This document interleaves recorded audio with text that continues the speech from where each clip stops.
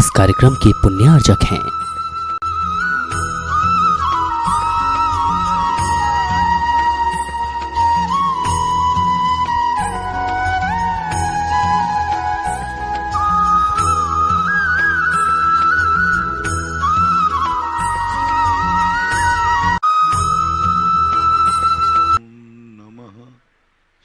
सिद्धेभ्यः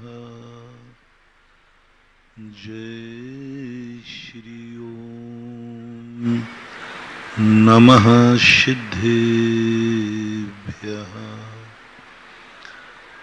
जय श्री ओम नमः सिद्धेभ्यः सर्वमंगलमांगल्यं सर्वकल्याणकारकं प्रधानं सर्वधर्माणां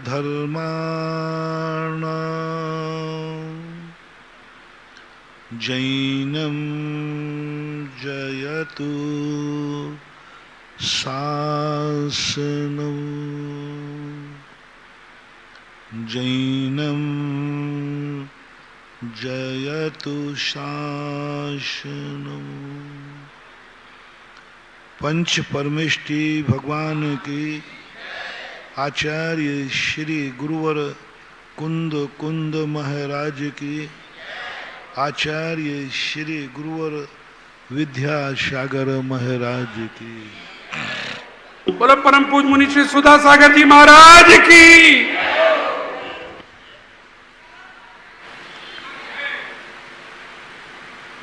जब हम अपने मन के उद्वेग को,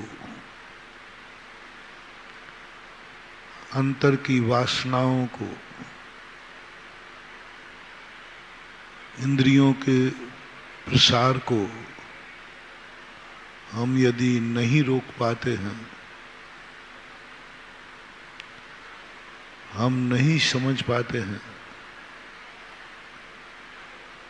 और जब हमें हमारी जिंदगी की गाड़ी अनकंट्रोल हो जाती है,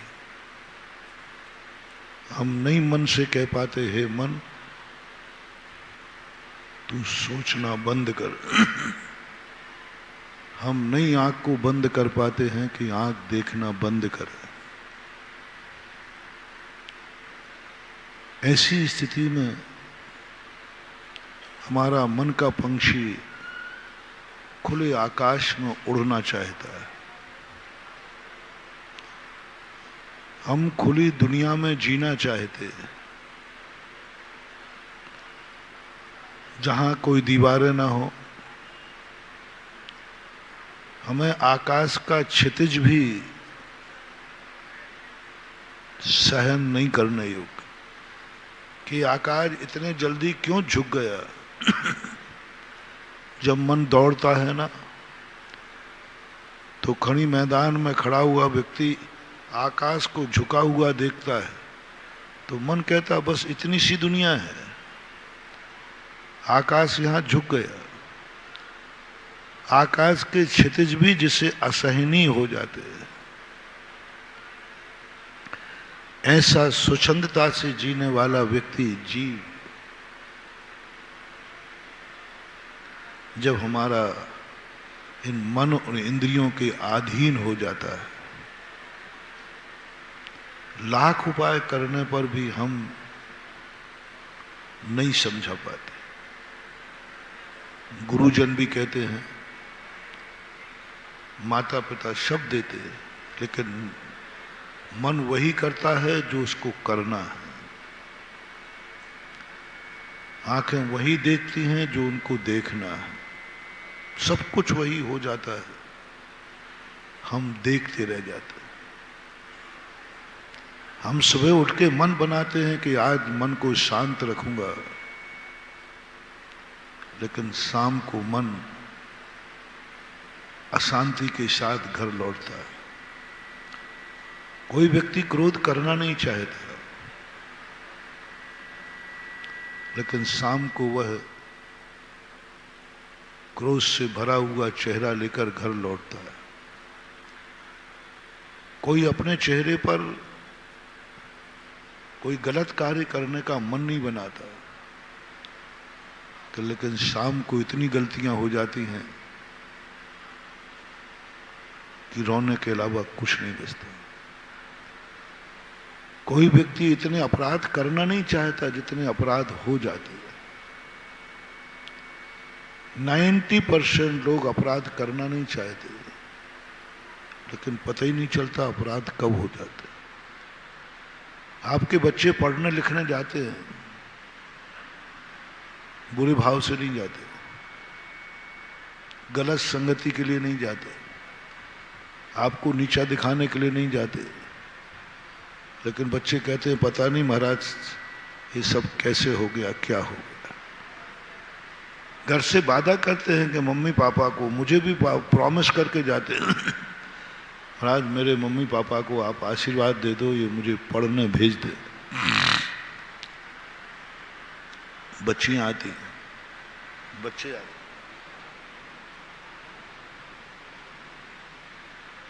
महाराज वो पूरी बात तो बताते नहीं। बताओ महाराज कैसे मम्मी पापा हैं, हमें पढ़ाना नहीं चाहते।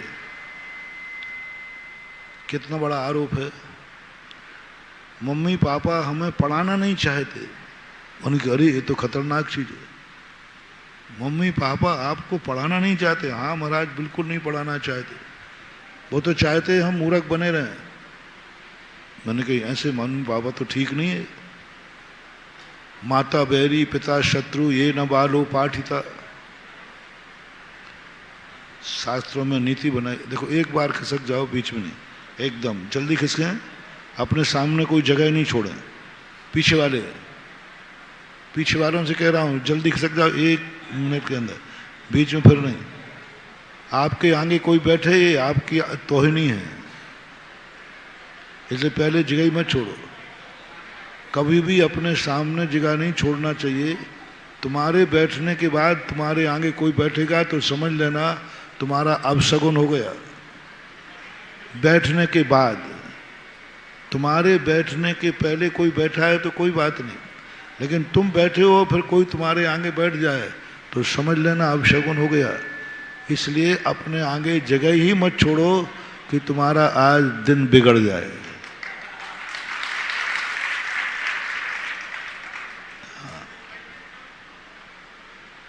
और इतने आगे भी मत बैठो कि बाद में पीछे खिसकना पड़े। हाँ क्यों, कहीं वीआईपी के लिए आगे चद्दर बिछाई हो तो, और तुम उसमें आके बैठ गए तो फिर पापा मनोज जी कहेंगे भैया थोड़ा। ऐसी जगह बैठिए जहां कोई देव भी आ जाए तो वो भी ना उठा सके। अपने हिसाब से सोच समझ। कई लोग बहुत ऐसे स्थान पे, तुम्हारे कूलर लगाए ना तुम लोगों ने, कई लोग ठीक कूलर के सामने और ठीक हट्टा कट्टा कुर्सी डाल के बैठ जाएगा। अब पूरे कूलर की हवा कहाँ गई? अब पूरे पंडाल को दी गई थी। तो अब ये चीज कितनी गलत हो जाती।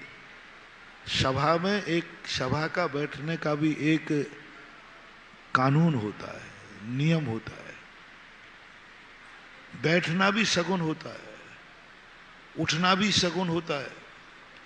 वास्तु शास्त्र के अंदर इन सबकी चर्चा की गई। किसी कार्य करते समय तुमने पहली बार ही कलम उठाई और तुमने लिखना शुरू किया और पहली चलती वो नहीं चली, आप थोड़ा उस कलम को रख दीजिए, दूसरी कलम को आप विश्राम दीजिए।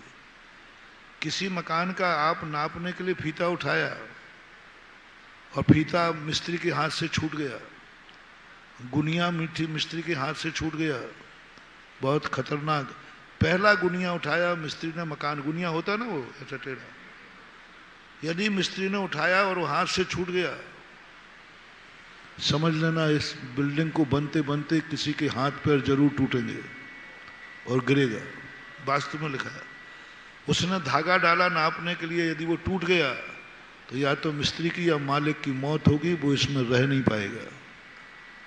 एक धागा, पहली बार धागा डाला वो सूत होता है उनका, और वो खींचते टूट गया पहली बार में, दूसरी बार में नहीं। पहला धागा नियम से मौत कही शिल्पी की या उस घर के मालिक की। तो कोई ऐसे मत समझना कि ये छोटे मोटे नियम नहीं होते, हर चीज में नियम है। बैठे बैठे हम जो नाखून यूं कर रहे हैं ना, हम यूं, इसका ज्योतिष है। बैठे बैठे हम यूं कर रहे हैं ना, इसका ज्योतिष है। बैठे बैठे हम पैर हिला रहे हैं यूं, इसका ज्योतिष है।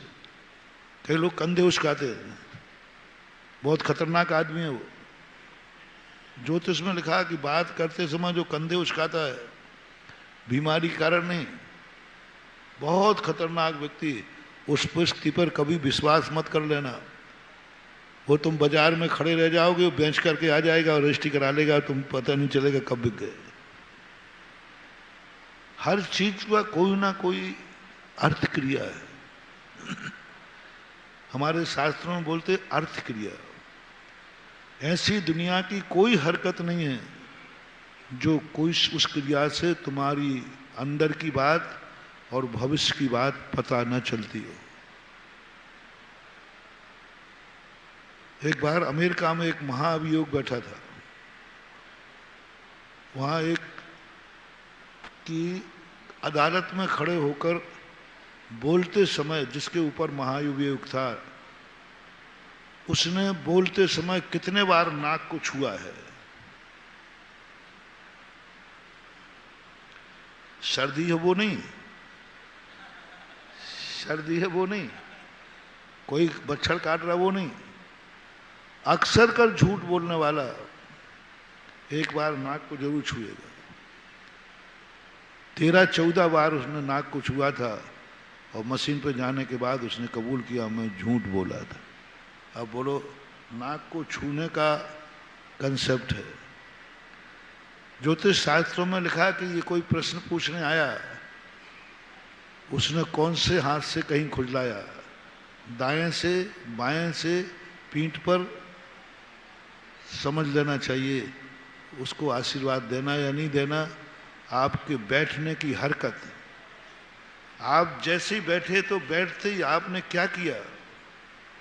जो ये ज्योतिषाचार्य वगैरह होते हैं ना, ये सब यही देखते हैं। साधु लोग कई बार तुम्हें आशीर्वाद नहीं देते, पर थोड़ी देर बाद दे देते, कुछ कारण नहीं। तुम जैसे ही आए सामने, साधु यदि थोड़ा बहुत भी ज्ञान रखता है तो तुम्हारी हरकत देखेगा वो। तुम पुंज लेकर आए हो, वो हरकत देखेगा। तुम जैसे ही बैठे हो, बैठते ही आपने क्या किया, उस हरकत को देख करके वो तुरंत समझ जाएगा कि ये व्यक्ति कैसा है और किस भाव से आया है, इसको आशीर्वाद देना या नहीं देना, सफल होगा या नहीं होगा। तुरंत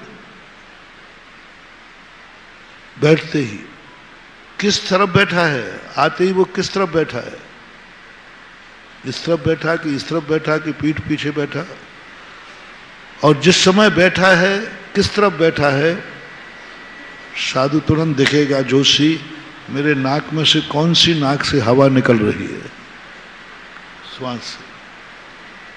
यदि विपरीत दिशा में बैठा है, साधु टाल देगा, चलो अभी बात नहीं करना है। दाएं से श्वास निकल रही, बाएं तरफ बैठ गया, बाएं से सुने दाएं तरफ बैठ रहा। तो ये इतने सादा, मतलब कोई भी क्रिया को आप अबाउट मत करो। हर क्रिया में तुम्हारी जिंदगी का भविष्य छुपा है। अनुशासन मात्र तुम्हारा बंधन नहीं है। ये मात इसलिए नहीं खिसकाया गया कि आगे पीछे वाले पीछे वालों को जगह दे दो।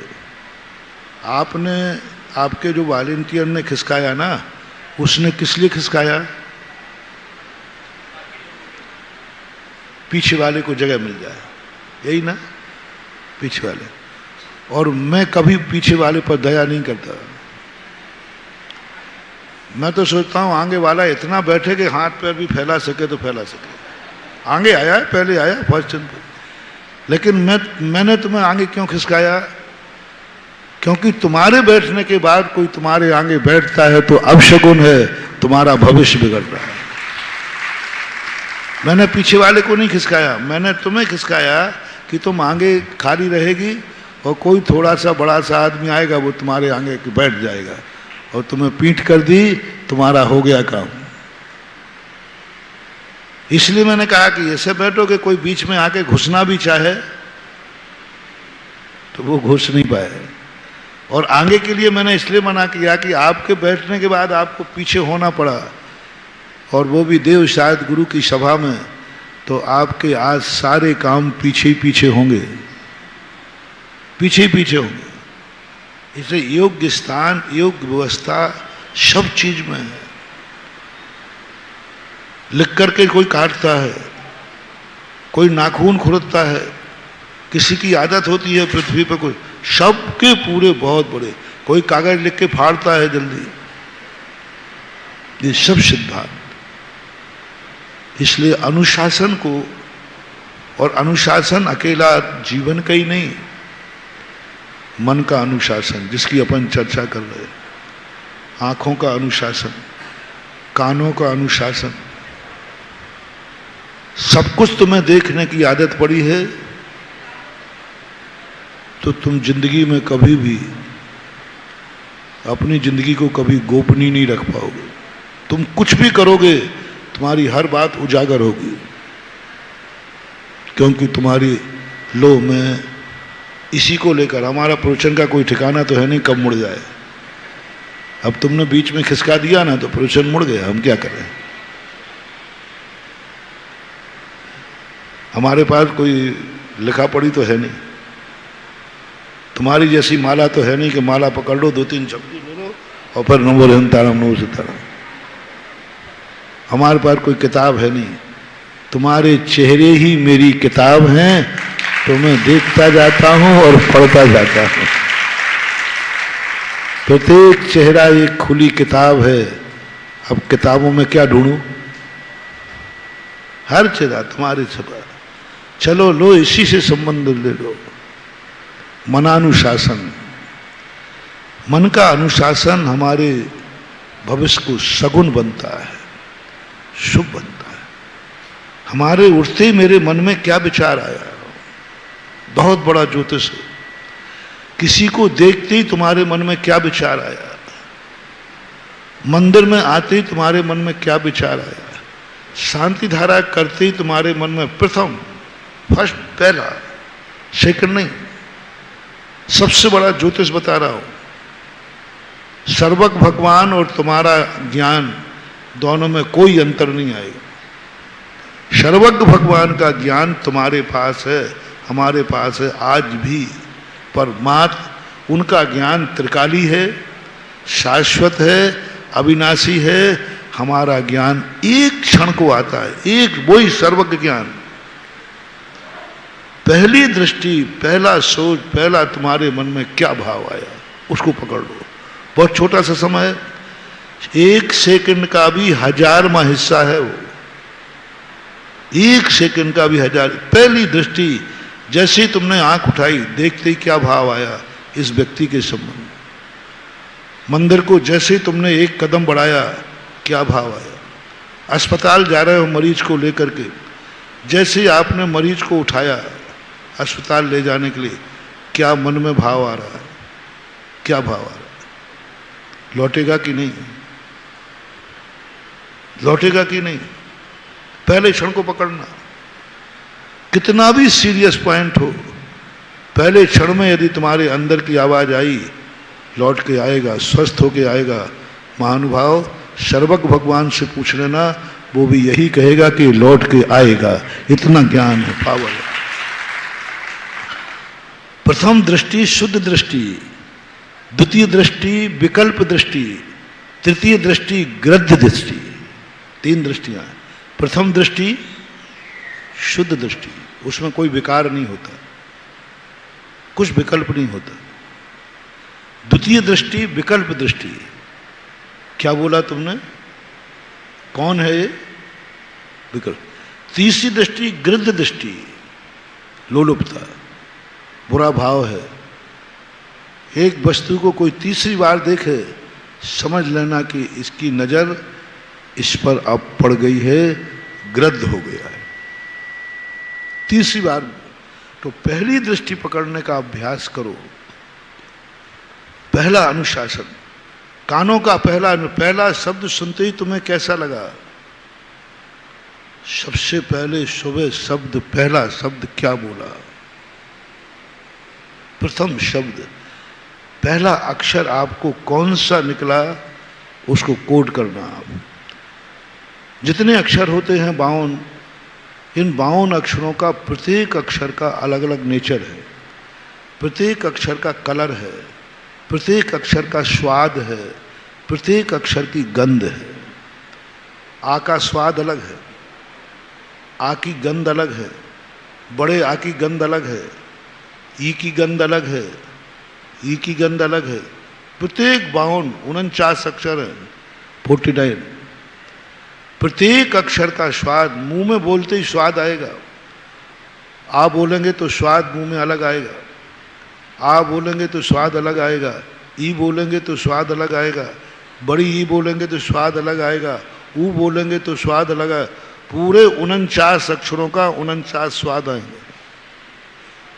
कोई तीखा है, कोई सेंधा है, कोई मीठा है, कोई कड़वा है, कोई तिक्त है, कोई खारा है, सब अक्षरों के अलग है।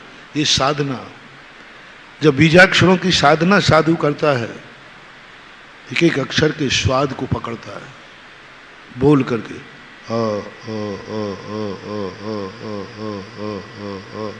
प्रारंभ में हमें एक माला फेरना पड़ेगी आ की, आपके मुंह में उस अक्षर का स्वाद भर जाएगा, वही स्वाद आने लग जाएगा मुंह में, धीरे धीरे कम में।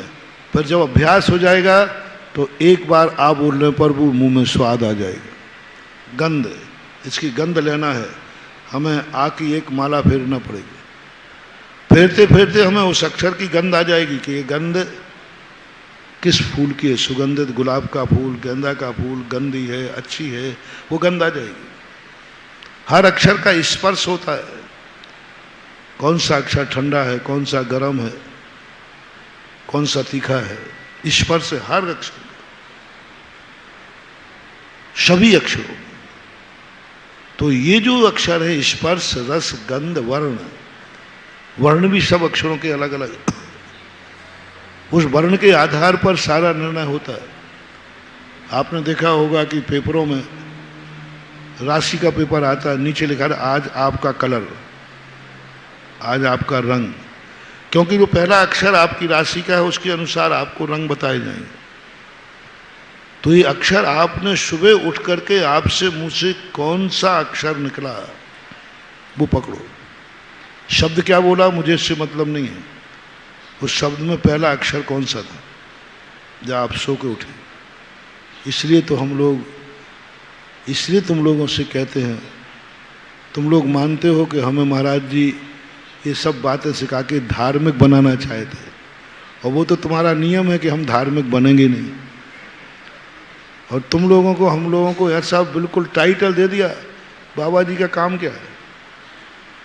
इतनी गंदी धारणा आप लोगों की बन गई, इतनी गंदी धारणा बन गई, तुम अपनी जिंदगी का बहुत बड़ा नाश कर रहे हो महानुभाव, बहुत बड़ा नाश कर रहे हो इस गंदी धारणा से। क्योंकि तुम धर्मात्मा बनना ही नहीं चाहते, तुम संसार से ऊपर उठना नहीं चाहते, तुम नहीं चाहते हो कि हमारे संसार के राग द्वेष कसाएं कम हो, तुम राग भी नहीं तोड़ना चाहते, तुम दुश्मनी भी नहीं तोड़ना चाहते। चलो राग तो नहीं तोड़ना चाहो, जो तुम्हें प्रिय है महाराज जी मैं राग नहीं छूटता, तुम तो वो कसाई हो कि द्वेष भी नहीं छोड़ना चाहते। कितने लोग हैं जो दुश्मनी नहीं छोड़ना चाहते। हम समझाएं कि भैया आप दोनों में झगड़ा होगा, महाराज जी है ना, वो तो नहीं होगा। आप महाराज जी जो कहो आप वो कर लूंगा, लेकिन उसको तो नहीं छोड़, है ना। एक बार देश क्या हुआ, आप देश भी नहीं छोड़ना चाहते, कसाई भी नहीं छोड़ना चाहते। कितने लोग हैं जिनको समझाने के बाद भी कसाई नहीं छूटते। वो कहते नहीं मैं तो कसाई नहीं, मैं तो उससे नहीं बोलूंगा, चाहे मरूं तो मर जाऊं, बोलूंगा तो नहीं। राग की बात नहीं कर रहा हूं, देश की बात कर रहा हूं। भाई बोल लो थोड़ा सा। क्या महाराज जी देखो, आप जो कहो तो कहो, आप कहो तो 1 करोड़ रुपया दान दे दो हाँ, ऐसे भी मिल जाएंगे, ऐसे भी मिल जाएंगे जो कि आप करोड़ों दान दे लो, लेकिन महाराज उससे बोलने की बात, उससे तो नहीं बोलूंगा। क्या है संसार? राग तुम छोड़ना नहीं चाहो, द्वेष तुम छोड़ना नहीं चाहो, तुम्हारे मन में ऐसी परिणति बैठ गई है, तुम क्या धर्मात्मा बनो? तो फिर महाराज हमें क्या धर्मात्मा बनना? मुझे तो संसार प्रिय है, पंचेंद्रिय के विषय चाहिए, धन दौलत कमाना, रोटी कपड़ा और मकान, बस जिंदगी में यही करना। इसलिए तो बड़े आदमी 99% लोग धर्म को धर्म मान के नहीं आते, मजबूरी में आते, लोभ में आते। और जिनके पास मजबूरी नहीं है, लोभ नहीं, वे आते ही नहीं। जिन्हें आप बड़े आदमी कहते हैं, मुझे काय के लिए जाना? हमें कोई महाराज बनना है क्या? काय को जाए मंदिर? कोई मुझे भगवान बनना है क्या? हमें तो अच्छी कमाई करके बहुत बड़ा महानुभाव। ये धारणा तुम्हारे लिए बहुत विनाश कर रही है। आप कृपया करके रावण संहिता पढ़िए। राम संहिता तो तुम्हें समझ में आएगी नहीं, पसंद भी नहीं। रावण की एक बहुत बड़ी संहिता थी। रावण पापी होकर नीतिज्ञ क्यों था? रावण पापी होकर के भी मंदिर क्यों जाता था? रावण पापी होकर के भी साधु के पास क्यों जाता था? रावण पापी होकर के भी प्रातःकाल शुभ कार्य क्यों करता था? रावण पापी होकर के भी अष्टांगा में युद्ध क्यों नहीं लड़ा? रावण की आचार संहिता जब मैंने पढ़ी, मैंने कही तू तो पापी है, तेरी क्या संहिता? तू तो पापी है, तेरे पापियों के लिए क्या संहिता? बोले नहीं, पाप के लिए भी संहिता रावण जानता था। पूज्य रविशंकर महाराज श्री पद्म पुराण में गजब की बात लिखी, गजब की बात लिखी। अष्टांग का पर्व चालू होते ही रावण कहता है युद्ध बंद कर दो, कोई शस्त्र नहीं उठाएगा, टेक टू ऑर्डर। मंत्री कहते राजा साहब चरम सीमा पर है युद्ध, दुश्मन तैयारी करे बैठा है और उसने बंद करने की घोषणा नहीं की, आपने की है। और दुश्मन घुस करके सब नाद बोले मिट जाओ, मर जाओ, अष्टांग का पर्व चालू हो गया है, कोई शस्त्र नहीं उठाएगा, कोई शस्त्र नहीं उठाएगा। जो शस्त्र उठाएगा राजद्रोही माना जाएगा। तो दुश्मन लंका में घुसकर बोले तहस कहन कर जाए, मर जाए तो मर जाना, लेकिन शस्त्र मत उठाना, कोई लड़ेगा नहीं। ये घोषणा कायदा से श्री राम की तरफ से होना चाहिए थी। धर्मात्मा कौन थे? उनको घोषणा करना चाहिए था। रामचंद्र जी की सभा में भी आया कि अष्टांग का पर्व शुरू हो रहा है, तो प्रस्ताव पास किया, विपत्ति काले मर्यादा नास्ति, 8 दिन तक युद्ध नहीं होगा, 8 दिन तक सीता का क्या होगा? हो सकती है 6 महीने से अन्न जल ग्रहण नहीं कर रही है, मरण को प्राप्त हो सकती है। 8 दिन कोई सम नहीं, कितने दिन है? 8 दिन में कुछ भी हो सकता है। नीति निकाली गई, विपत्ति काले मर्यादा नास्ति। जब विपत्ति आ जाए तो मर्यादाओं का ध्यान मत रखो। अष्टांग का पर्व है 14 से, कोई ध्यान मत रखो।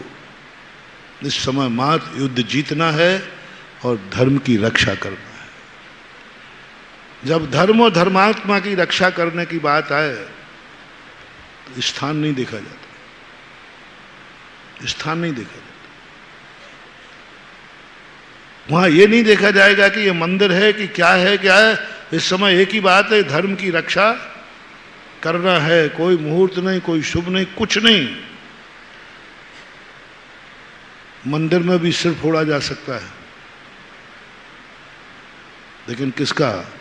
जो मूर्ति को उठा रहा हो और तुम सामने आ जाओ तो मंदिर में खून गिर जाएगा तो मूर्ति चली जाएगी।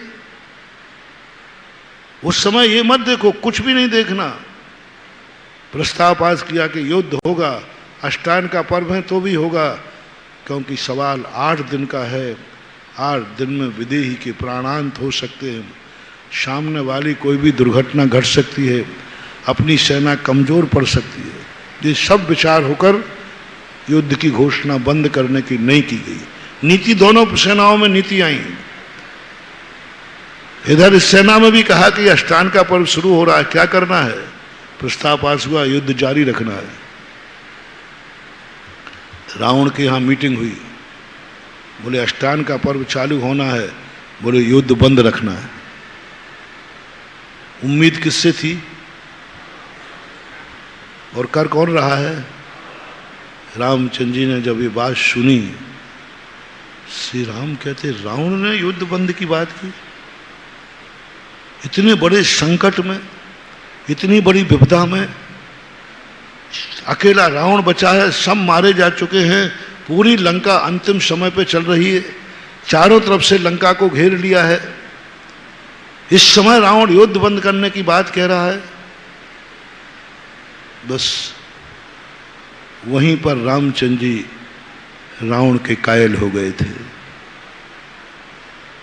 बोले मान गया रावण, मान गया रावण, तू संसार में तेरे से बड़ा नीतिज्ञ कोई हो नहीं सकता,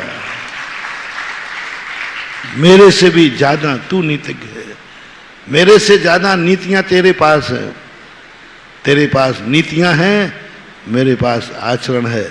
आज तूने युद्ध बंद करने की घोषणा की, तूने जीत लिया संसार के सारे साधुओं को, तूने जीत लिया संसार की उन नीतियों को, तूने अपना स्थान उच्चासन बना दिया कि रावण मर सकता है लेकिन अष्टान का पर्व में युद्ध नहीं लड़ सकता, मर सकता है। क्या कारण था? क्या कारण था? रावण ऐसे ही नहीं था, बहुत नीतिज्ञ था। वो जानता था कि अष्टान का पर्व एक ऐसा पर्व आया है जो शक्तियां मुझे सिद्ध करना है, वो शक्तियां 6 महीने सिद्ध करने में लगेंगी और अष्टान का पर्व में वो 8 दिन में सिद्ध हो जाती। ये सगुन है। देखना, नीति देखना, नीति को कूटनीति में बदल दिया, नीति को कूटनीति में बदल दिया। सारी दुनिया जान रही कि पर्व में रावण ने युद्ध बंद कर दिया। कूटनीति ये है कि 6 महीने में वो विद्या सिद्ध होगी। और उसने सोचा ऐसे समय पर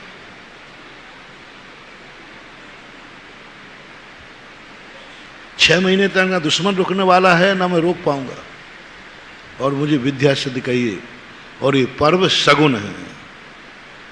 विद्या सिद्ध करने के लिए पर्व सगुन होता है। बस उसने सगुन बना लिया और क्या कह दिया, मैं मंदिर में जा रहा हूं, कोई ने यदि शस्त्र उठाया मरे तो मर जाना। इधर श्री राम की सेना में समझ गए वो, इधर भी बड़े बड़े नीतिज्ञ थे। उन्होंने कहा रावण ने युद्ध बंद नहीं किया है, वो नीतिज्ञ है, उसने अष्टान का पर्व का लाभ उठाने का मौका ढूंढा है। युद्ध तो दुनिया की दृष्टि में बंधा, मूल ये है कि वो विद्या सिद्ध करने गया है, और 6 महीने की विद्या वो 8 दिन में सिद्ध कर लेगा, बहुरूपणी विद्या। और बहुरूपणी विद्या जैसे उसको सिद्ध होगी, युद्ध बढ़ जाएगा, उसको बस में करना कंट्रोल नहीं होगा। वैसे ही हो गया इतने दिन, आज तक कंट्रोल नहीं कर पाया। युद्ध बंद नहीं हुआ है, बहुत बड़ा अब शगुन हुआ है अपने लिए। जाओ उसके कार्य में विघ्न डालो, कैसे ही करके वो सिद्धि नहीं कर पाए, लेकिन वो तो शगुन कर लिया था। इधर युद्ध चलता रहता और रावण विद्या सिद्ध करता तो विद्या सिद्ध नहीं होती, क्योंकि कोई भी विद्या सिद्ध करने के लिए उपधान चाहिए, कोई भी कार्य सिद्धि के लिए उपधान चाहिए, कोई भी कार्य हो। चलो आज ये प्रसंग आया है तो कुछ तुम्हारी जिंदगी के भी सूत्र देते चले। कोई भी कार्य करना हो तो उपधान, उपधान बोलता है, वो कहा जाता है जो कार्य करना चाहते हो उसके लिए कोई ना कोई संकल्प करो। मैं 8 दिन का ये कार्य कर रहा हूँ, 8 दिन तक मैं मौन रहूँगा, उपधान। मेरे घर में ये कार्य चल रहा है, 8 दिन तक मैं घर से बाहर नहीं जाऊँगा, मैं आगरा से बाहर नहीं जाऊँगा, उपधान। जो भी तुम कार्य कर रहे हो, जो भी तुम्हारा कार्य कर रहे हो, आप दुकान का व्यापार कर रहे हो, नागल कर रहे हो, शुरुआत कर रहे हो, आप फैक्ट्री खोल रहे हो, आप गाड़ी लाए हो, आपके यहाँ विवाह शादी हुआ है, कुछ भी हुआ है, आप उपधान कीजिए। आपके यहाँ एक उपधान की परंपरा है कि दूल्हे का एक कोई दिन होता है, वो मुझे पूरा ध्यान नहीं शेयर करना, उसके बाद फिर दूल्हा अकेला कहीं नहीं जा सकता। निकासी होती क्या होती, कुछ होता है, उसके बाद फिर दूल्हा अकेला नहीं जाएगा। महिलाएं, परिवार के लोग, मंदिर भी जाएगा तो अकेला नहीं जाएगा, जैसे उसने मंदिर का रास्ता नहीं देखा हो। लेकिन वो दस्तूर हो गया, उसके बाद वो अकेला नहीं जाएगा, परिवार जाएगा। कहीं अकेला घूमने नहीं जा सकता, वो कटार मटार लग जाती है, कुछ पता नहीं क्या कुछ कर लेता। वो दर्शन करने, मेरे भी दर्शन करने आएगा तो सबके साथ आएगा, अकेले में मेरे पास भी नहीं आएगा, वो हो जाता। और घर से निकासी कर दी जाए तो फिर वो घर के पीछे अंदर कदम नहीं लगेगा लौट के, जब तक वो बारात करके। तो ये क्या है, मैंने इस पर सोचा, ये सब शगुन है महानुभाव, ये उपधान कहलाता है। बच्चे को उपधान करा दिया गया, बेटा अब तुम्हारी शादी होने वाली है, उपधान करो, मैं अकेला कहीं नहीं जाऊंगा, परिवार के साथ, बाजे के साथ, मंदिर भी आएगा तो बाजे के साथ आएगा, बाजे के साथ मंदिर आएगा। वो 2-3, अब इतने साल से बिना उसके मंदिर आ रहा था, लेकिन उस समय और कुछ ना कुछ महिलाएं गाती हुई आएंगी, ये उपधान कहलाता है। इसको अपन रूढ़ी कहते हैं, रूढ़ी नहीं है, ये उपधान है। आपने कोई भी कार्य करो, उपधान सबसे पहले, कोई चीज का त्याग कर लो। इतने दिन तक ये कार्य चल रहा है, मैं प्रतिदिन 1 माला फेरूंगा, संकल्प फेरूंगा। मैं जब तक ये कार्य चल रहा है, भोजन में से मैं एक वस्तु हटाता हूँ। मैं इतने दिन तक चावल नहीं खाऊंगा, राइस नहीं खाऊंगा, मैं फलानी सब्जी नहीं खाऊंगा, मैं एक फल का त्याग करता हूँ। हम लोगों तक के लिए कहा गया। स्वाध्याय जैसी कार्य में, स्वाध्याय तो मांगलिक कार्य है ना। हम ग्रंथ का विस्तार करते समय ज्ञान के 8 अंगों में एक आया, अर्थाचार, व्यंजनाचार, उभयाचार, कालाचार, और एक आया उपधानाचार। यानी ग्रंथ शुरू करने के पहले हमें ग्रंथ की साक्षी में संकल्प करना पड़ता है, जब तक ये ग्रंथ मैं पूरा नहीं कर लूंगा तब तक मैं इस वस्तु का त्याग करता हूं। याद करना है तो याद, जब तक मुझे ये याद नहीं हो जाएगा पूरा, हम फलानी वस्तु का त्याग कर सकता हूं। अब उपधान है, अब तुमने जो त्याग किया जीवन भर मत करो याद, कम से उस वस्तु का त्याग तो बना रहेगा। उस वस्तु का त्याग बना, मान लो तुमने 10 साल में किया तो 10 साल तक त्याग करो। जब तक ग्रंथ पूरा नहीं होगा तब तक मेरा उपधान है, यानी मेरा यह संकल्प है। हम मुनियों के लिए कहा, उपधान हम लोग करते हैं। जब ग्रंथ प्रारंभ करते हैं तो मन में भाव कर लेते हैं, जब तक ये स्वाध्याय कर रहा हूँ मैं इस वस्तु का त्याग करता हूँ। सामायिक बढ़ा देता हूँ, जब तक ये ग्रंथ चलेगा मैं 1.5 घंटे 2 घंटे की सामायिक करूँगा। 48 मिनट की सामायिक है, पर मैंने उपधान में क्या कर लिया, मैं 2 घंटे की सामायिक करूँगा जब तक ये स्वाध्याय चलेगा, जब तक मेरा ये कार्य होगा। आपने अक्सर कर देखा हो, जब मंदिर आदि बनते हैं तो ऐसे नियम महाराज लोग दिला देते हैं, भाई सब लोग कोई ना कोई नियम ले लो कि जब तक मंदिर पंचकणक नहीं होगा तब तक हम फलानी वस्तु, ये उपधान है, ये शगुन है। तो रावण ने युद्ध का शगुन कर दिया कि नहीं, युद्ध नहीं होगा। उपधान कर लिया उसने, उपधान कर लिया। वह उपधान उसको ये कारण, देखो उपधान का फल देखना, 6 महीने में विद्या सिद्ध होने वाली विद्या खूब उपसर किए रावण की। अंगद ने सब जाकर के रावण को हिलाओ डिगाओ, उसका अब शगुन करो, अब शगुन करो उसका। लेकिन वो तो शगुन कर चुका था पहले। जिसका पहले शगुन हो गया हो, अब उसका क्या अब शगुन करोगे? उसको तो पहले ही भरा कलश मिल गया, अब तुम 100 बार रीते कलश लेके घूमो ना उसके सामने, क्या फर्क पड़ता है? अरे ये बाहर यात्रा पे जा रहा है, इसका अब शगुन करना है। और उसको जाते ही घर से बाहर भरा कलश मिल गया था। अब तुमने किसी को तैयार किया, ये निकलेगा ना तो खाली कलश लेके निकल जाना, 100 बार निकलो ना, क्या फर्क पड़ता है? फर्स्ट इंप्रेशन इज, पहला तो उसका शगुन हो गया। रावण तो शगुन कर चुका घोषणा करके। अब तुम कितने भी अब शगुन करो, ये लोगों को पता चल गया कि अब घूमो रहे लंका में खूब, कोई शस्त्र नहीं उठाएगा। घुस गए, रावण की माला तोड़ दी, अंगद ने उठा के हिला दिया, गिरा दिया, कुछ भी कर लो। अंत में जाकर सुग्रीव आदि ने रानियों के शीश काट के रख दिए रावण के सामने। मंदोदरी का शीश काट के रख दिया। देख ले, तू माला फेर रहा है, तेरी उस स्त्री का देख दुश्मनों ने क्या हाल कर दिए विद्या से। विद्या साक्षात नहीं, साक्षात रामचंद्र जी इतने ऐसा थोड़ी थे कि स्त्रियों के ऊपर शस्त्र चला दे। रावण सब जानता था, रामचंद्र जी कुछ भी कर लें लेकिन वो स्त्री का शीश नहीं काट सकते।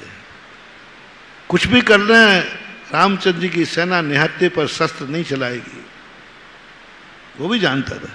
पर इन्होंने शीश काट के रख दिए, सब कर लिया, रावण को नहीं हिला पाए। और रावण 8वें दिन की अपेक्षा 4थे दिन ही विद्या सिद्ध करके दहाड़ता हुआ आ गया।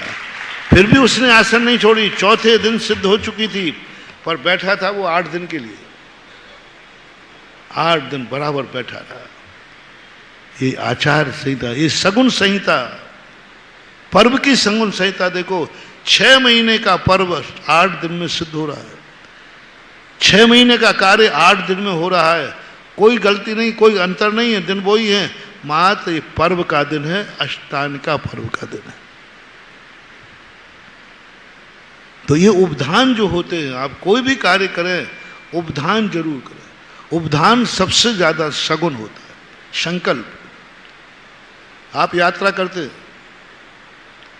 गाड़ी में बैठते ही उपधान कर लीजिए, बैठने के पहले 9 बार नमस्कार मंत्र पढ़ने के लिए, इतनी देर के लिए, जब तक मैं वहां तक नहीं पहुंचूंगा तब तक मेरा ये संकल्प है। मान लीजिए यहां से तुम दिल्ली जा रहे हो, 3 घंटे हैं, 3 घंटे, 3 घंटे का संकल्प कर लो कि मैं रास्ते में चाय नहीं पीऊंगा, रास्ते में भोजन नहीं करूंगा, भोजन करना ही नहीं। रास्ते में चल करके हम कोई भी एक संकल्प कर लीजिए, आपके बहुत बड़ा शगुन होगा। विघ्न आ भी गया है तो विघ्न आ जाएगा, लेकिन हाथ पैर भली टूट जाएं लेकिन प्राण बच जाएंगे, क्योंकि तुम उपधान किए हो।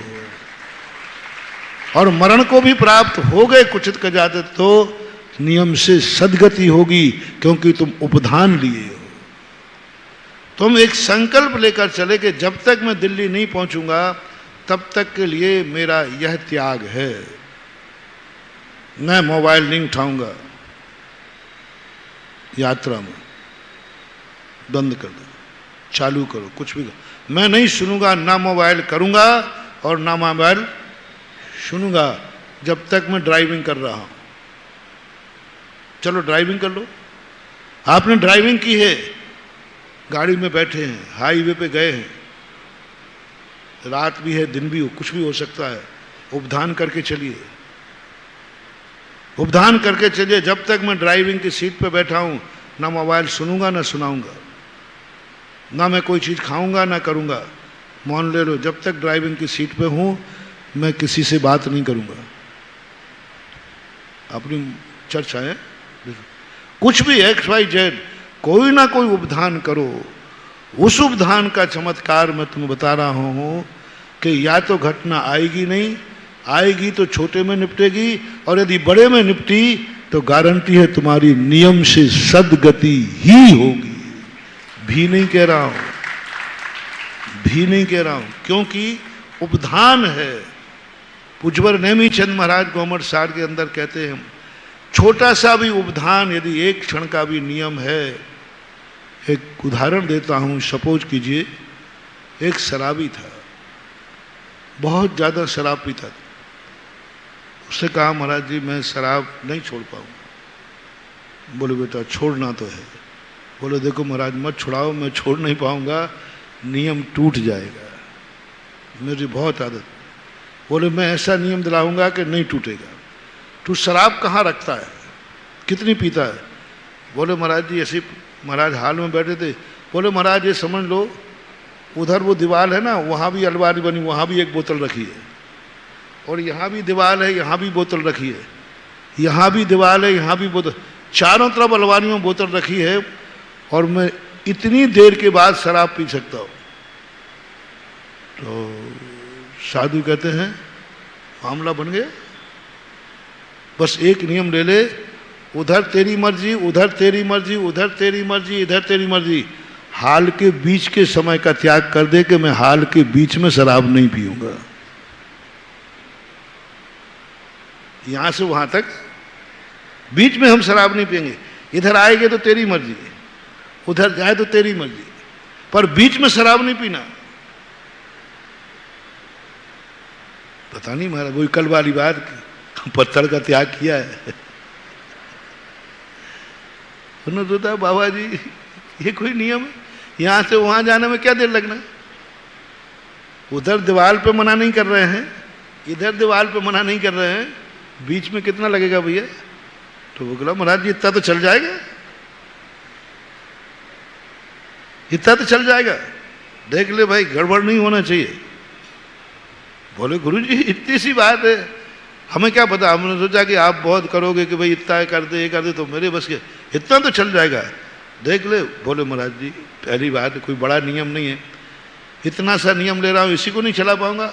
प्राण चले जाएं लेकिन ये नियम नहीं टूटेगा, पक्का पालन करेंगे। ले लिया वही वाली कलवा। महाराज लोग भी क्या देखो, उधर छूटे इधर छूटे, बीच में मनाही है। अब वो उसके सारे एक बार दोस्त लोग आ गए, तो दोस्त लोग तो बैठ के पिएंगे। उसने कहा भैया अब बैठ के तो नहीं पीऊंगा, उधर दीवार पे इधर दीवार पे, हाल के बीच में तो त्याग है हमारा। दोस्त कहे कोई मजाक है क्या? तो सारे दोस्त कट गए धीरे धीरे, क्योंकि उधर फिर अब उसको ये ध्यान नहीं रहा कि कभी दोस्त यार आएंगे तो डाइनिंग टेबल पे तो बैठूंगा, लेकिन कह दिया इतना सा नियम नहीं, पर वो पक्का था। शराबी कई बार बहुत पक्के होते हैं, ये जितने चोर डकैत होते हैं ना, ये बड़े कानून के पक्के, नियम के पक्के होते हैं। नियम ले ले तो फिर वो पालते। एक बार मेरे जीवन में घटना घटी, एक गांव में मैं विहार करते हुए गया, और वहां जाते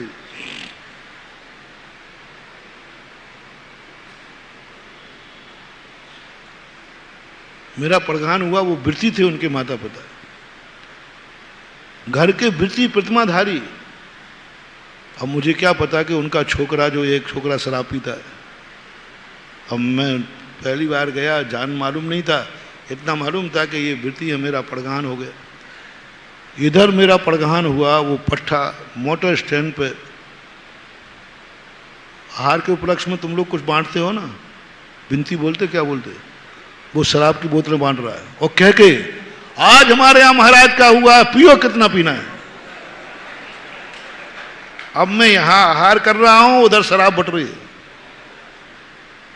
उतार उतार के गाड़ी में, अरे आज पी, मेरे यहां महाराज का आहार हुआ है।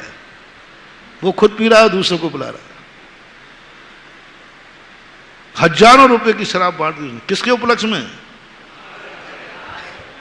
हमारे यहां महाराज का आहार हुआ। अब हमें कुछ पता नहीं, मैं तो आहार ले रहा हूं अपने आराम से। और जैसे ही आहार करके मैं बाहर निकला तो बाजे वाले होते ना, ढोलक वाले, और वो आ गया बीच में और क्या नाचा वो। शराब की गंध तो आती है, तो मन की कौन है, बाजू से करो, ये शराब दिख रहा है तो नाचने का ढंग। तो ये महाराज जी जिसके आपके आहार हुए उन्हीं का लड़का है। मैंने कहा उन्हीं का लड़का है। और दूसरे महाराज जी हजारों रुपए की शराब बांट के आया है आपके आहार के उपलक्ष्य में। मेरा तो खाया पिया, मेरी जमीन खिसक गई आहार के उपलक्ष्य में। शराब बांटी, बिल्कुल महाराज इतनी बांटी है इसने, पूरी जितनी जो वो शराब के ठेके में के होते ना, जितनी थी सब फ्री करा दी। आज तुम किसी से फ्री नहीं करोगे, किसी से पैसा नहीं लोगे, पूरी शराब का पैसा दे दिया। अच्छे आदमी थे, बड़े आदमी, पैसा दे। अब मैं क्या करूं, भोजन तो कर ही लिया, अब वो कैसे निकालूं, अब भोजन तो निकलता नहीं। अब मन की आज तो गलती हो गई, लेकिन अंदर ज्ञान ने कहा, जिनवाणी ने कहा, बेटा जो होना था वो तो हो गया, तुम्हारा आहार होना था सो हो गया, और शराब बटना थी वो भी बट गई, और बटी नहीं गई, वो तो गई। हाँ कोई रोक लगा तो भाई दुकान को बंद करा दो, लेकिन वो तो सब गई। अब कुछ नहीं होता है, विवेक से काम करो। लोगों ने उसके पकड़ के बारू में कर दिया। उसने कहा आज नहीं कर सकते, आज महाराज का हार मेरे यहाँ हुआ है। वो उसी भाषा में, आज मेरे यहाँ महाराज का हार हुआ है। अब वो बोलते ही नहीं बन रहा उससे। फिर मैंने लोगों से कहा कि नहीं, अब वो जो होना था वो हो गया, इसको नाचने दो। गजब, वैसा नाच मैंने देखा नहीं आज तक। ऐसा नाचा, थकने का नाम ही नहीं। 500-600 मीटर दूर मंदिर था। मंदिर में पहुंचा, अंदर आ गया, बोले महाराज जी आज मैं बहुत खुश हूं। टोन उसकी थी, टोन मेरी मत समझना। वो शराबी अच्छे से टोन कर लेगा कोई बैठा हुआ तो। बार मैं खुश हूं, तो किसी ने कह दिया खुश हो तो क्या करोगे। लोग बैठे ही थे, मैंने उसको बिल्कुल नहीं रोका। मैंने कहा अब नाचने दो। वो मेरे कमरे में आ गया, सारा कमरा गंद दुर्गंध से भर गया। फिर भी मैंने कहा नहीं, इसको आने दो। आज इसने मुझे गिराया है, आज मैं इसको उठा के रहूंगा। बंधुओं, एक ही आवाज आई, आज मुझे इसने इतना गिरा दिया कि मेरे आहार के उपलक्ष्य में शराब बांट दी, इतना मुझे गिलानी करा दी।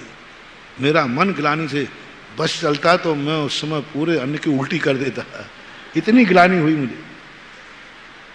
आज इसने मुझे, इसके पाप कर्म का उदय है, मेरे पाप कर्म का उदय है, या इसके पुण्य का उदय है। समझना, मेरे मन में जो मेरे पाप कर्म का उदय है या इसके पुण्य कर्म का उदय है, आज ये परीक्षा होगी।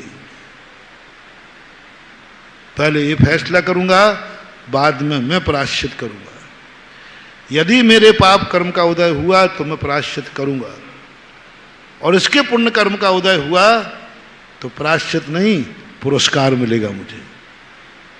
मैंने भी कुछ नहीं कहा। वो जो किसी ने छेड़ दिया, बोले महाराज की खुशी में है तो क्या करेगा तू। महाराज जी आज मैं बहुत खुश हूँ, बहुत खुश हूँ, बहुत खुश हूँ, आपका हार मेरे यहाँ हुआ।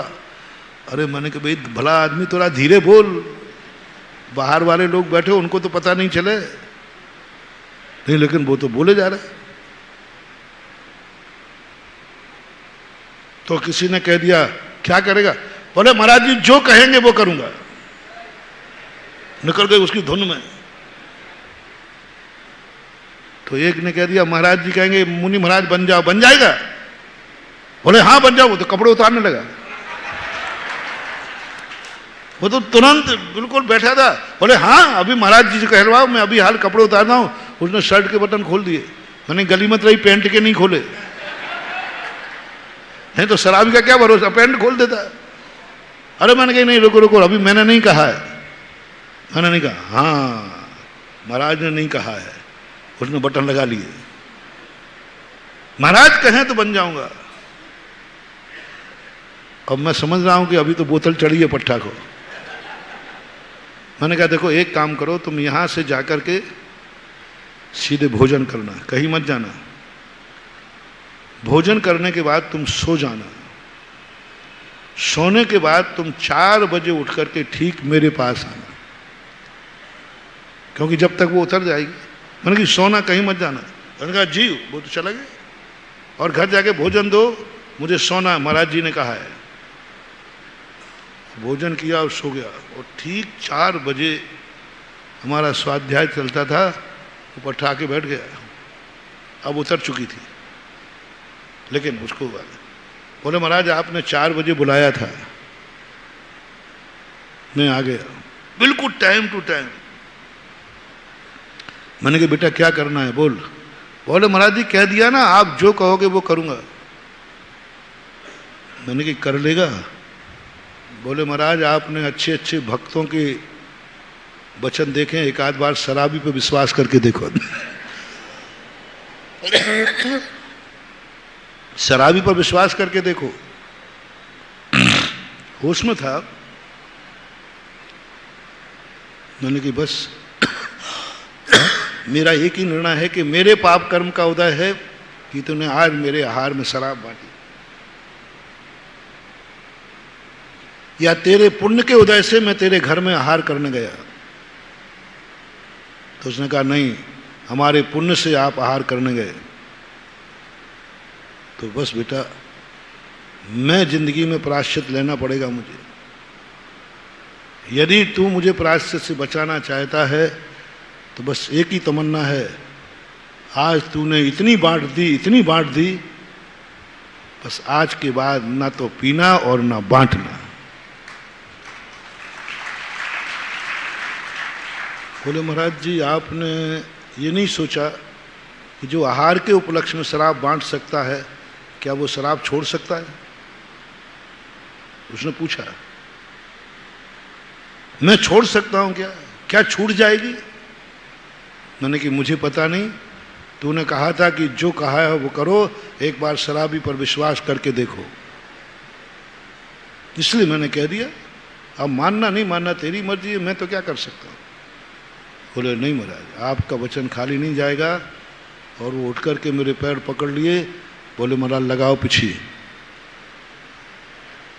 मैंने कि अभी तो तूने मुझे ही बदनाम किया, पिछी को और करेगा। बोले महाराज पिछी लगाओ, आज के बाद ना पीऊंगा ना पिलाऊंगा। छोड़ दी उसने। जब भी बाहर जाता है, जिस रास्ते में शराब का ठेका होता है उस गली से नहीं निकलता।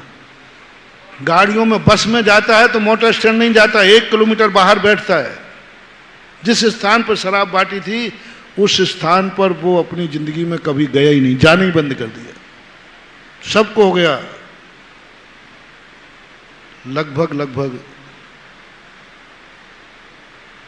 86-87 की बात है। अब पता नहीं वो व्यक्ति कहता है राजस्थान में 10-12 साल तो वो रेगुलर आया, फिर भी मैं पता करता रहा। बोले महाराज वो कहता है महाराज के सामने वचन दे दिया है, मैं वो नहीं तोड़ूंगा चाहे मर जाऊंगा।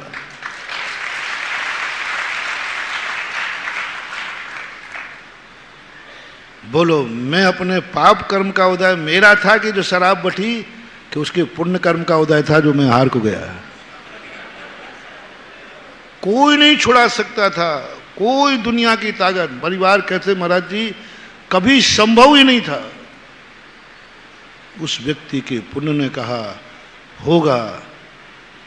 उस व्यक्ति ने कहा कि नहीं तू जब तक शराब नहीं बांटेगा तेरा कल्याण नहीं होगा। यदि वो शराब नहीं बांटता तो हम भी ज्यादा ध्यान नहीं देते, हो गया गया गया। लेकिन उसका बांटना, देखो उसके पाप कर्म ने इतना पापी बना दिया, इतना पापी बना। पाप जब अंतिम कर्म में उदय आता है तो पापी शर्म इतना पापी बन गया कि हार के उपलक्ष्य में शराब बांट रहा है। अति के बाद इति होती है, अति के बाद इति होती है वो उस दिन का आखिरी दिन था।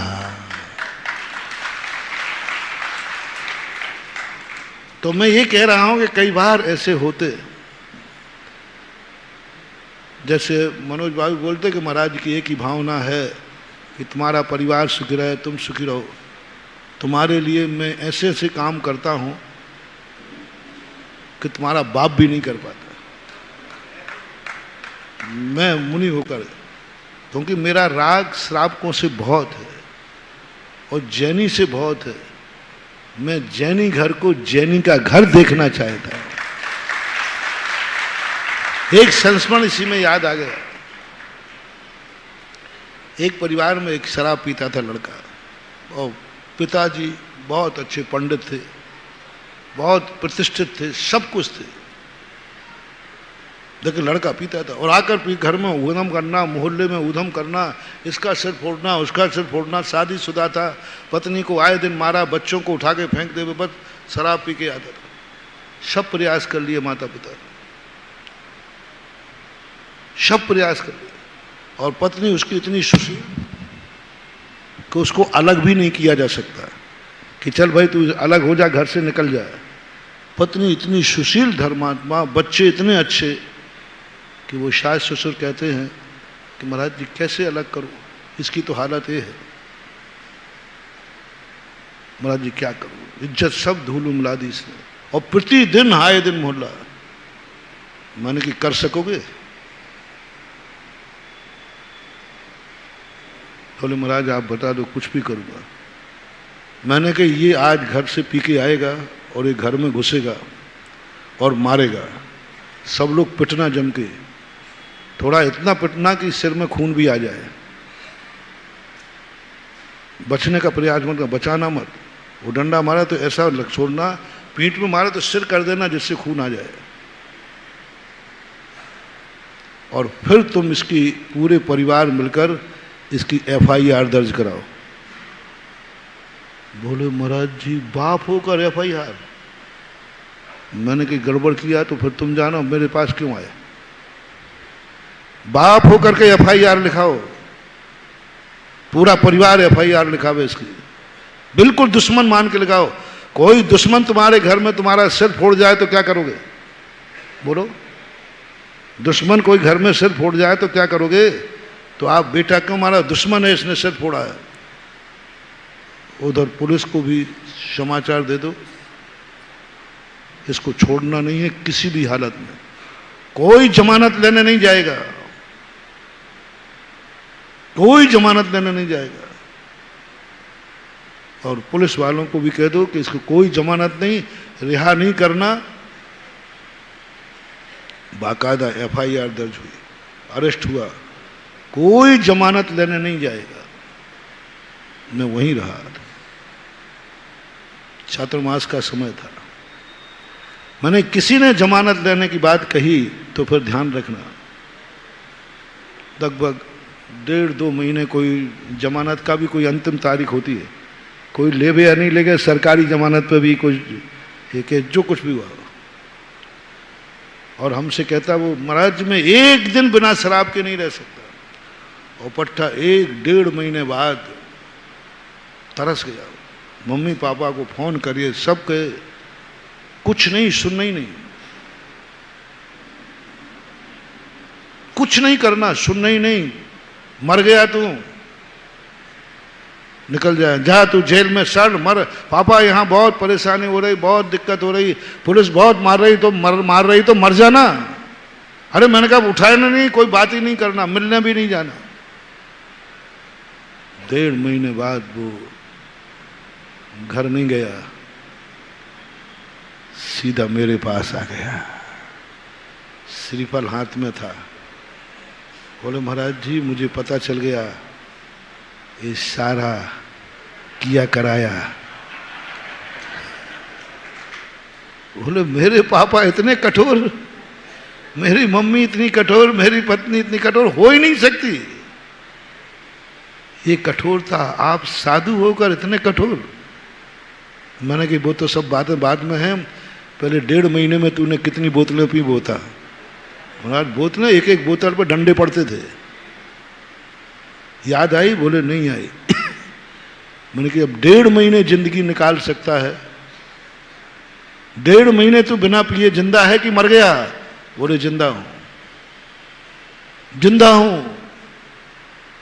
मैंने कहा बस अब जब 1.5 महीने जिंदा रहता है, छोड़ दिया, घर वालों को बुलाया, लो तुमने शराबी बेटा दिया था, मैं तुम्हें कुल दीपक भेज रहा हूं। 10 लाख क्षण शिविर में शिविर लगने वाला है। शिविर में यही होता है, सारे गंदे लोग आते हैं। कोई किसी दुष्प्रवाह, किसी ऐसे ऐसे लोग आते हैं जो शराब की बोतल उठा के पीते थे, और 10 लाख क्षण शिविर में से जब जाते हैं तो अभिषेक का लोटा उठा करके मंदिर में दिखते हैं। लोग कहते महाराज जी ये 4 बजे 5 बजे उठ गया, ध्यान कर रहा था, और सुबह उठ करके अभिषेक करने चला गया। ये अभिषेक करने जो मंदिर ही नहीं गया। ये चतुर्मास, ये शिविर ऐसे लोगों के लिए ही होते हैं जो कहीं नहीं सुधर सकते। ऐसे लोगों के सुधारने के लिए, अब बोलो तुम्हें सुधारने के लिए मैं किस स्तर तक उतर गया? बोलो अच्छा किया कि बुरा? गलत मत बोलना, देखो अंदर से बोलो ना। लेकिन स्तर कितना छोटा था। बाप से FIR करा दी, करवा दी। होता है कई बार बापों की, और बाप भी कम नहीं है, वो भी सैंपल है। एक बेटा कहता महाराज मेरे पापा शराब पीते हैं, वो मानते ही नहीं, हम कहेंगे तो मारते हैं, सबको मारते हैं। मैंने पूरे उपाय कर लिए? बोले महाराज जी पूरे कर लिए। मैंने कल एक उपाय है, कल बाजार से 2 बोतलें लेके जाना। बोले पापा आपके लिए गिफ्ट में। तो बेटा तू लाया, तू तो मना करता था, महाराज का भक्त है। बोले महाराज जी ने कहा कि हमेशा अपने पापाओं की बात मानना चाहिए। ओरिजिनल बेटा वही है जो पाप की नकल करे, महाराज ने कहा है प्रवचन में। और जो बाप की नकल नहीं करे वो नकली बेटा है। तो महाराज पापा मैं नकली हूं कि असली? आपका ही हूं ना? बोले हाँ। तो महाराज जी ने कहा जो बाप करे वो बेटा करे, वही असली है। तो आप भी पियो, मैं भी पीऊंगा। अब आपको कभी बोतल लेने नहीं जाना पड़ेगी, हम लाएंगे एक आपको और एक हमारे लिए, और ढक्कन खोल करके यूं कर लेना। बाप घबरा, अरे बेटा क्या कर रहा है तू, अभी इतना छोटी उम्र में शराब पिएगा? बोले पापा ओरिजिनल बेटा हूं ना, ओरिजिनल बेटा हूं ना, अब तो आज से ये प्रतिदिन चलेगी। बाप कितने भी शराबी हो, अपने बेटे को शराब पीते हुए नहीं देख सकता। और घबरा गया वो। पापा नियम लिया है, ओरिजिनल बेटा हूं मैं, तो मैं करूंगा, या तो बोलो मैं तुम्हारा ओरिजिनल बेटा नहीं हूं। तो बोले वो तो पक्का है, पक्का है तो बोतल भी पक्की है। आज से नियम हो गया, जो आप करोगे वही मैं करूंगा। मैं नियम लेके आया हूं।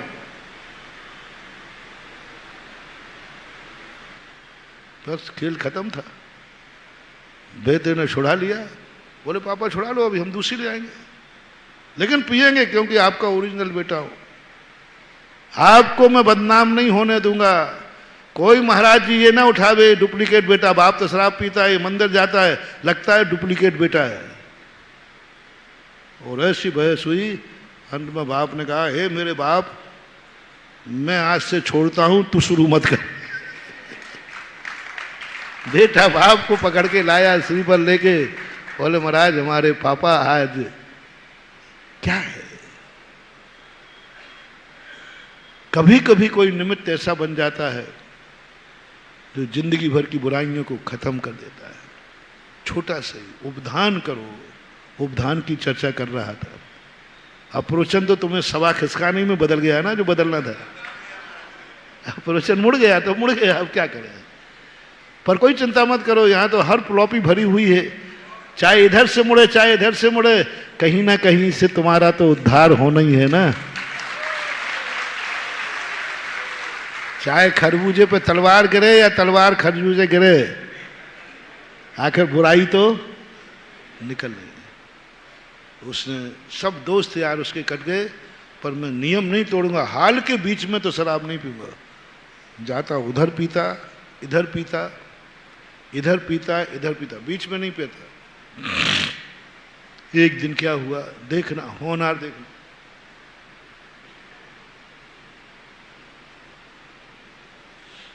होनहार देखना, एकदम कोई प्रलय आया और बिजली गिरी। पट्टी का मकान था, वो जिस समय बीच में चल रहा था उसी समय पट्टी टूटी, सिर पे गिरी और वो मर करके स्वर्ग में चला गया, अच्छी गति को प्राप्त हुआ। बोलो शराबी का मरण हुआ है कि शराब के त्यागी का? उस समय क्या था? त्यागी था। बिजोलिया के अंदर जिंदगी में कभी उसने शराब नहीं छोड़ी। वो मेरे दर्शन करने बाहर खड़ा रहता था, उसकी पत्नी परिवार सब आते थे, वो नहीं आता था। एक दिन पता नहीं उसको क्या हुआ और वो अंदर आ गया। बोले महाराज जी आज सब परेशान थे, आज मेरा मन कर रहा है कि मैं शराब छोड़ना चाहता हूं, बस महाराज मेरा मन कर रहा है। मैंने क्यों? आज तो मैंने कुछ कहा भी नहीं, परिवार ने कुछ कहा भी नहीं। देखना कैसे लकी ड्रा, देखना कितना व्यवस्था। अंजन चोर जैसा व्यक्ति एक अंतर मुहूर्त के अंदर पापी, रात भर का पापी, क्या लकी ड्रा खुला। मर गए साधु, पूर्व कोटि वर्ष तक तपस्या कर करके, हजारों भव तक तपस्या कर करके, हजारों भव, ऋषभ देव को 1000 साल लगे वो वस्तु पाने में, और एक पापी को, एक अंजन चोर को, रात भर का पापी था, रात में पाप करके आया था, डांका डालने के आया था, डाकू था। लकी ड्रा देखना कैसा खुला। 2-3 घंटे की जिंदगी में पता नहीं क्या कर गया। 2-3 घंटे की जिंदगी में, रात में उसने नमोकार मंत्र सिद्ध किया। बोले नमोकार मंत्र किस गुरु ने दिया था? वो कैलाश पर्वत पर विराजमान है। कोई कहते हैं नासिक के बाद अंजनगिरी एक नाम का क्षेत्र है, वहाँ महाराज बैठे थे। बस महाराज के सामने दीक्षा की बात कही, पूरा प्रसंग बाद में कभी बताऊंगा। दीक्षा हुई, ध्यान में बैठा, स्टेज पर ही ध्यान में बैठा और अरहंत बन गया और सिद्ध बन गया 3 घंटे के अंदर। रात के ब्रह्म मुहूर्त में विद्या सिद्ध हुई, सुबह महाराज के पास पहुंचा, सूर्य किरण रहते ही दीक्षा हुई और एक अंतर मुहूर्त 47 मिनट के अंदर सब कुछ होकर अंजन निरंजन बन गया, सिद्ध परमिटी। लकी ड्रा देखना, लकी ड्रा देखना। उसने आगे कहा महाराज जी आज बस मेरा मन कर रहा है। मैंने कि भाई तू नहीं छोड़ पाएगा, टूट जाएगा। बोले महाराज जी दे दो नियम, अब ये मान लो अब नहीं टूटेगा। मैंने कहा भाई देखो तोड़ मत देना, इससे अच्छा है कि अभी थोड़े रुक कर। बोले महाराज आज नहीं तो फिर कभी नहीं, आज नहीं दिया तो फिर कभी नहीं ले पाऊंगा मैं, आज दे दो आप। मैंने कहा चलो कोई बात नहीं। मैंने कहा देखो कोई नशा नहीं करोगे? बोले कोई नशा नहीं, गुटखा भी नहीं, भांग भी नहीं, जो भी आपके। बोले महाराज कुछ नहीं, सब त्याग करता हूं, और त्याग कर दिया उसने। मैंने कहा देखना भाई, और त्याग किया ही है। और गाड़ी चलाकर गया, मुश्किल से 10 से 15 किलोमीटर गाड़ी चल रही है, बिजोलिया से कोटा के बीच में 65 किलोमीटर है। रास्ते में जाके एक्सीडेंट हुआ, गाड़ी के सभी लोग बिल्कुल सकुशल बच गए और वो मर गया। क्या था? घंटे भर पहले, घंटे भर भी कहते 15-20 मिनट पहले तो छोड़ा उसको। किसने छुड़ाया उसको? मैंने नहीं, उसके पुण्य ने। अंत मता सुगता, जिंदगी भर गया। अंत में उसकी मृत्यु, उसका पुण्य देखो, लकी ड्रा। आज ही भाव हुआ, मैं मना कर रहा हूं, प्रतिदिन मैं मनाता था, आज वो मैं मना कर रहा हूं, वो कहता नहीं आज नहीं तो कभी नहीं, आज तो आपको देना ही पड़ेगा नियम।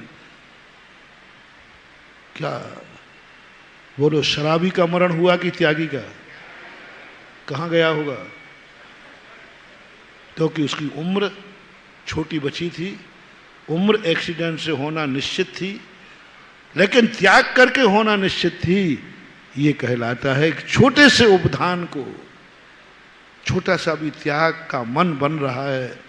तो पूज्यवर नेमीचंद महाराज ने लिखा, मरने के पहले यदि त्याग करने का मन बन रहा है, आंख बंद करके कह देना ये मरकर नियम से देव ही जाएगा। कुछ भी हो, जैसे कोई मरने लग जाए उसको त्याग की बात कहना है, और वो खुद कह देवे। कोई भी त्याग करने का, कोई भी नियम लेने का मन बनना चाहिए। कोई भी त्याग करने का मेरा मन बन रहा है कि मैं ये त्याग दूं, मैं ये नियम ले लूं। नियम से समझना कि वो सदगति है, छोटा सा नियम क्यों ना हो। कौए के मांस का भी त्याग कर रहा है भील मरते समय।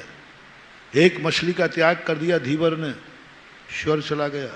त्याग करने का भाव आना चाहिए। अच्छे अच्छे लोग मरते समय हुए नियम तोड़ देते हैं, जीवन भर नियम लिए हुए तोड़ देते हैं, और लकी ड्रा वाले जिंदगी में कभी नियम नहीं लेते और अंत में लेकर के बेड़ा पार हो जाते हैं। मासोपवासी मुनिराज कई बार सल्लेखना नहीं ले पाते, और जिन्होंने कभी बेला भी नहीं किया है वे सल्लेखना लेकर चले जाते हैं। इसलिए हमेशा महानुभाव तुम लोग कोई ना कोई कार्य तो करते ही रहते हो, सदा एक उपधान लिए रहा करो। तुम सदा रिक्स में हो, मैं तो सुरक्षित हूं, मैं बहुत कम असुरक्षित हूं, बहुत कम। रास्ता भी मेरा सुरक्षित रहता है क्योंकि मेरे साथ बहुत सारी भीड़ चलती है। गाड़ी चढ़ेगी तो पहले भीड़ पे चढ़ेगी, बाद में। सुरक्षित हूं मैं, मरने के ज्यादा काम नहीं करता। मेरे मरने की संभावना बहुत कम है, अकाल में बहुत कम है। मना नहीं कर रहा हूं, अकाल में मरने की संभावना महावीर स्वामी ने हम लोगों की चर्या ऐसी बना दी कि हम लोग अकाल में बहुत कम, सडनली कोई बात आ जाए तो मर सकते हैं, नहीं तो हम लोग अकाल में मरेंगे ही नहीं, पूरी जिंदगी जिएंगे। क्योंकि कोई ऐसा है ही नहीं, कोई ऐसा खास निमित्त नहीं है जिससे मर जाए। हो जाती घटनाएं कभी कभी, लेकिन तुम्हारी अकाल मौत के कितने साधन है? बोलो बोलो ना। गाड़ी क्या है? साक्षात अकाल मौत का घर है वो। किस समय, किस मोड़ पर, कितने में, 1 सेकंड लगना है। चाहे वो राष्ट्रपति हो, प्लेन में उड़ रहा है, सुरक्षित है। पंजाब का राज्यपाल पूरे परिवार सहित गया, पूरा चेक करके प्लेन उतरा था, चेक करके चढ़ा था, उतर के नीचे ही नहीं आ पाया। तुम्हारी जिंदगी हमेशा, तुम्हारी जिंदगी हथेली पे चलती है, किसी भी क्षण तुम्हारी मौत आ सकती है। पूरे ग्रस्त की किसी भी क्षण, क्योंकि 24 घंटे तुम्हारे कार्य ही ऐसे हैं। तुम्हारे आयु कर्म की उदीर्णा ज्यादा होती, हमारी कम होती, क्योंकि तुम काम ही ऐसे करते हो, टेंशन करते हो, आयु कर्म की उदीर्णा, क्रोध आदि करते हो, आयु कर्म की उदीर्णा, चिंताएं करते हो, रात में सोते हो चिंता के साथ कल व्यापार क्या करना है, दुकान खोलते हो वे की चिंता, कोई ग्राहक आ रहा है कि नहीं आ रहा है, फैक्ट्री का नागर किया, चिंतक आएगी चलेगी कि, बोलो ये सब है कि नहीं। बच्चा स्कूल गया है, घंटे भर नहीं आया, कहाँ गया बच्चा, कहीं गड़बड़ तो, आयु कर्म, गृहस्थ की आयु कर्म पूरी नहीं जी पाता। तीर्थंकरों को छोड़ करके कोई भी जीव अपनी पूरी आयु नहीं जी पाता। 90% तो पक्का है। 10-5 वर्ष तो तुम्हारे तुरंत ये नियम तो पूरा हो गया, सकुशल हो गया, अब क्या करूं? जब तक मैं लौट के घर नहीं पहुंचूंगा। तेज से जलती है, भभकती है आयु कर। 10 निश्चय खिल रहे थे, एक साथ 100 खिल जाएंगे। और बोलो आप कब क्रोध से रहे थे, कब टेंशन से रहे थे? सभा में बैठे हैं तो भी यहाँ का कोई टेंशन चल रहा हो, हाँ? कि कहीं महाराज लेट नहीं कर दें, यही टेंशन चल रहा होगा। कहीं जाना होगा ना, टाइम दिया हो, फिर महाराज का क्या पता खींच दिया तो, यही कोई ना कोई टेंशन तुम्हें चलेगा। गृहस्थी बिना टेंशन के रह ही नहीं सकती। यानी 24 घंटे आप अपनी आत्महत्या कर रहे हैं। क्रोध में, टेंशन में, चिंता में, भोगों में, विलासिताओं में। स्मोकिंग, गुटखा खाता है, एक बार गुटखा खाने वाला, बीड़ी सिगरेट पीने वाला 3 मिनट की आयु कम करता है, एक बार। और उसके बाजू में बैठने वाला परिवार का व्यक्ति 3 सिगरेटों में 3 मिनट की आयु कम करता है। जैसे आप डिब्बे में बैठे, किसी व्यक्ति ने 3 सिगरेटें पी ली, उसमें जो निकटवर्ती बैठा है उसको 1 सिगरेट पीने का घात लगेगा, उसकी आत्महत्या हो रही है।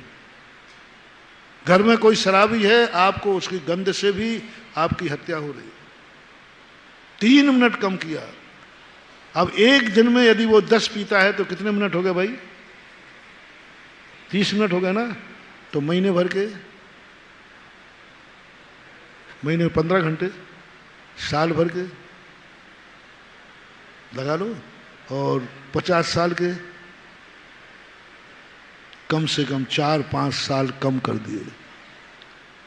और जब मौत आती है तो 1-1 मिनट के तुम लाखों खर्च करने को तैयार होते हो। बस डॉक्टर कहेगा देखो मैं इसको जिंदा तो रख लूंगा, एक दिन रख पाऊंगा, 1 लाख लगेगा, तो क्या कह दोगे कि भाई 1 लाख दे दूंगा, जिंदा करो।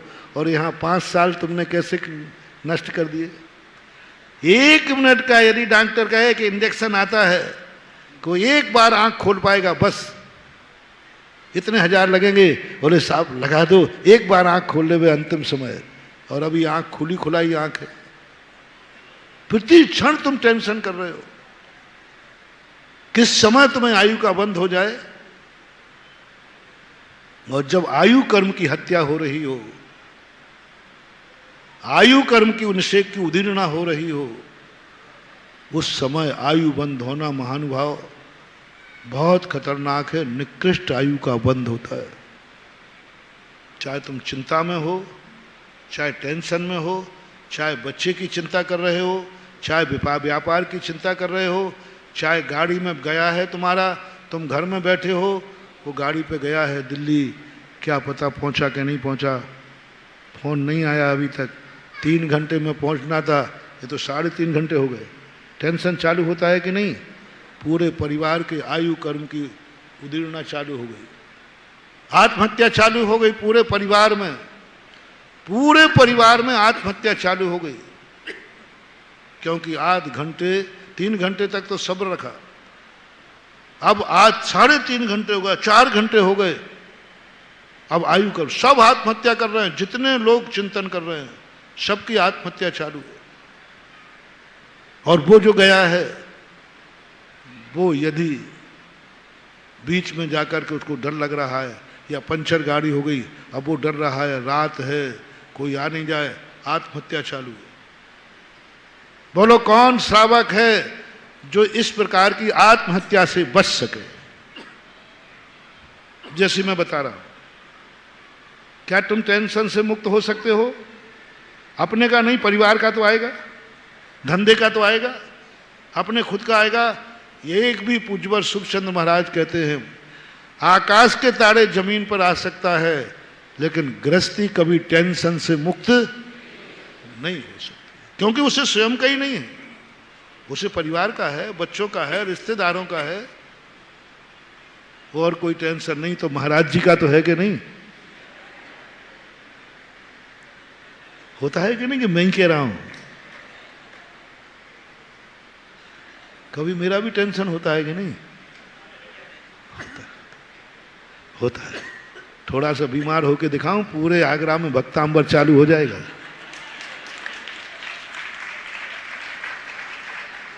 अरे एक दिन आहार नहीं होता है तो पता नहीं कितने लोगों की आंखों में आंसू आ जाते हैं।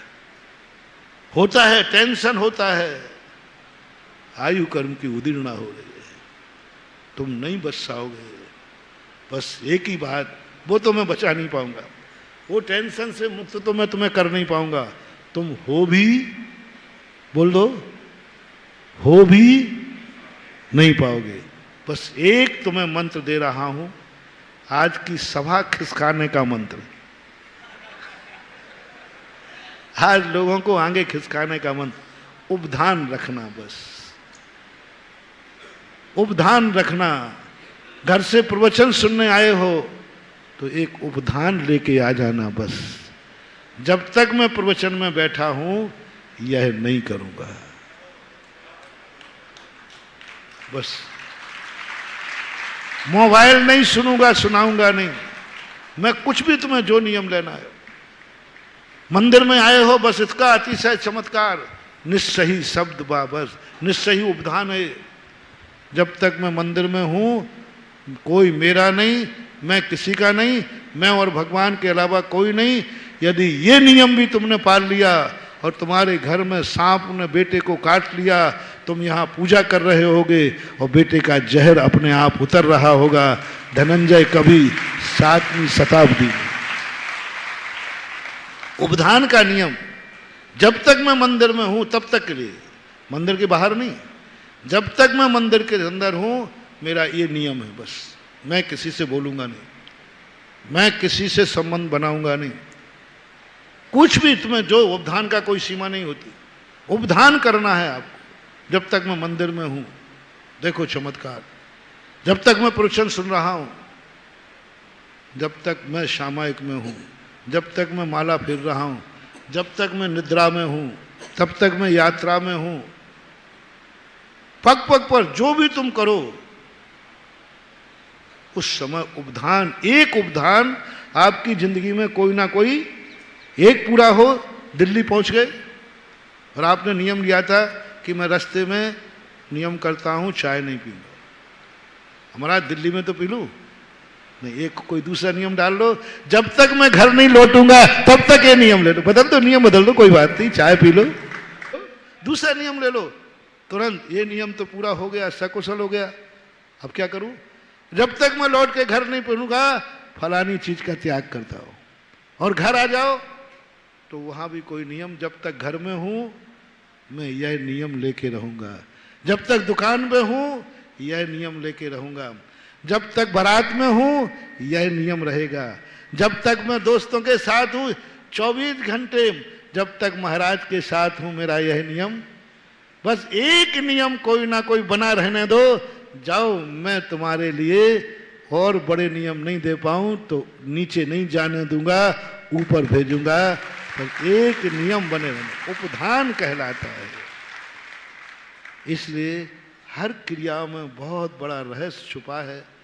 इसलिए कल से सब लोग आगे खिसक के बैठेंगे। क्योंकि आगे इसलिए नहीं कि पीछे वालों को जगह मिल जाए, इसलिए कहीं कोई तुम्हारे आगे आके न बैठ जाए, ये अपशगुन है। और इतने आगे भी मत बैठना कि फिर मनोज बाबू कहे यहां से बोलो खिसकेंगे, थोड़ा पीछे खिसक जाओ, ये भी अशुभ होगा। और मैंने और कह दिया तो बेटा बनते ही जा रहे। फिर मैंने कह दिया थोड़ा पीछे खिसको तो खत्म हो गया। खिसकना भी गलत है और कोई आगे बैठे फिर तो भी मूल प्रवचन यही बदला था ना। हाँ, कितना बढ़िया आज प्रवचन मिला, कितनी छोटी छोटी बातें मिली।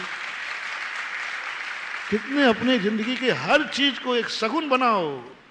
हमारे हाथ में कुछ नहीं है, मरना जीना जो कुछ होना है होने दो।